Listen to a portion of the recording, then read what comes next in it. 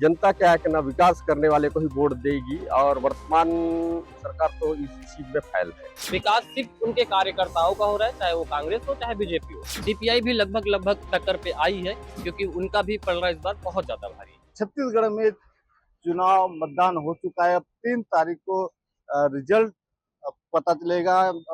यहाँ पर लोग हमसे बात करते हैं कि किन मुद्दों को लोगों ने लेकर वोट किया और किसका पलड़ा भारी है। आपने वोट कर दिया है, क्या क्या मुद्दा रहा और किसका पलड़ा भारी दिख रहा है? पड़ला में तो आम जनता ने इस बार विकास को ज्यादा प्राथमिकता दिया है और इस क्षेत्र में रोजगार के नाम से तो कुछ भी ना के बराबर काम हुआ है। इसलिए क्या है कि ना यहाँ का जनता क्या है कि ना विकास करने वाला को ही वोट देगा, ऐसा हमारा मानना है और इसीलिए हम लोग विकास करने वाले पार्टी को ही वोट दिए हैं।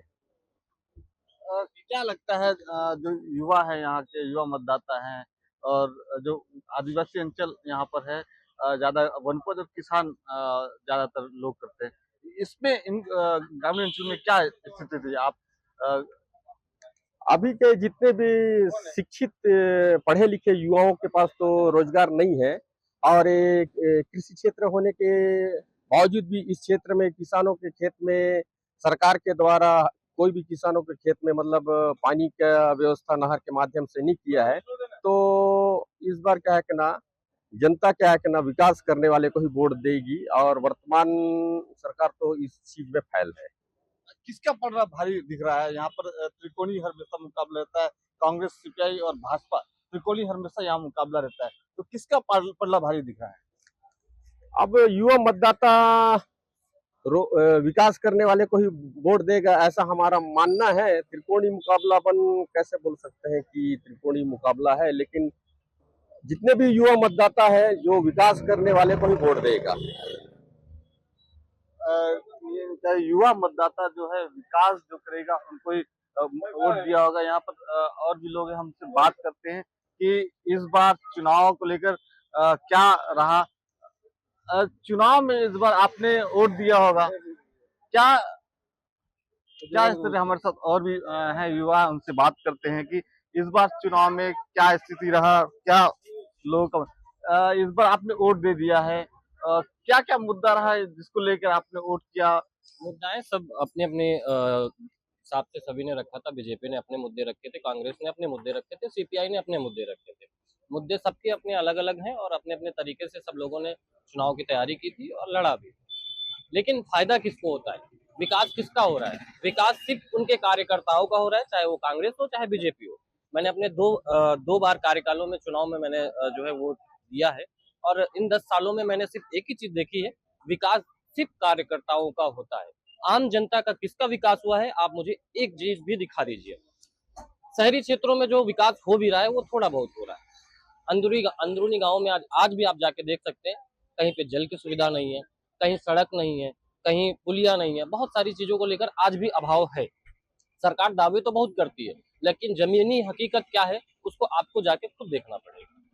जिस तरह भाजपा और कांग्रेस ने किसानों और आदिवासी अंचलों वनोपज को लेकर यहाँ पर बड़ी बड़ी घोषणाएं की हैं, घोषणा पत्र में शामिल किया है, इसको देखकर आप इस इलाके के लिए क्या देखते हैं कि किसका पलड़ा भारी होगा?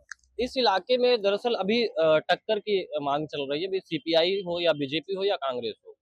हर बार जो है कांग्रेस काफी सक्सेस रही है, लेकिन इस बार पलड़ा उनका भी भारी नजर आ रहा है क्योंकि बीजेपी भी इस बार बहुत ज्यादा अपना प्रचार प्रसार की है और उनके बड़े नेता यहाँ आके प्रचार प्रसार करके गए हैं।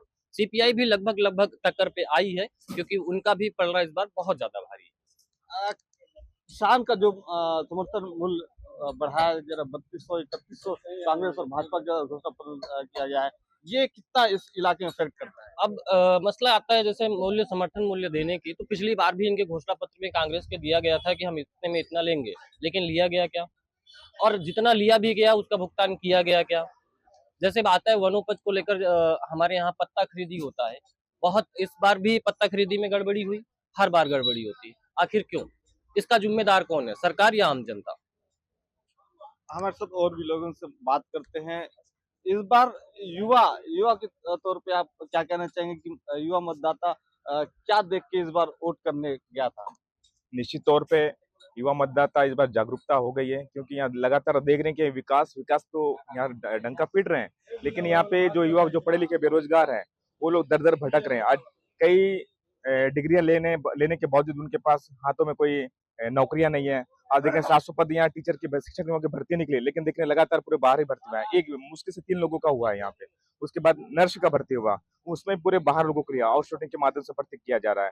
तो कहीं न कहीं युवा जाग रहे हैं और लगातार अभी जो विधानसभा चुनाव में युवा बस शिक्षा बेरोजगारों के सवाल को लेके यहाँ पे मसला है, जिसको लेके इस बार लोगों ने वोट किया है और सही आदमी आएगा, सही चीज को लेकर लड़ेगा तो निश्चित तौर पे यहाँ के लोगों का और यहाँ के लोग जो नौजवान है उनका यहाँ पे विकास होगा। जिस तरह बताया यहाँ त्रिकोणीय मुकाबला है, तो क्या देखेंगे कि किसका पलड़ा आपको भारी नजर आ रहा है?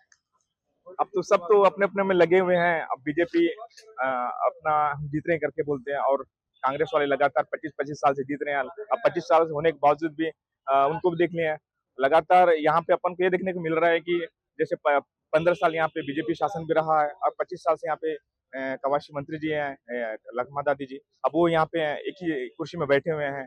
तो लोग इस बार बदलाव चाह रहे हैं, निश्चित तौर पर इस बार बदलाव होगा और शिक्षित योग्य उम्मीदवार व्यक्ति यहाँ पे निश्चित तौर पे 3 तारीख के बैठेगा और जीतेगा और यहाँ के हक अधिकार और आम जनता का या रोजगार बेरोजगार जवानों का यहाँ पे विकास होगा। इलाका निश्चित रूप से यहाँ पर जो किसान और वनपस से ज्यादातर ग्रामीणों का रोजगार चलता है। तो इस समय जो घोषणा पत्र कांग्रेस और भाजपा का आया हुआ है, ये निश्चित रूप से इस इलाके में इफेक्ट करेगा।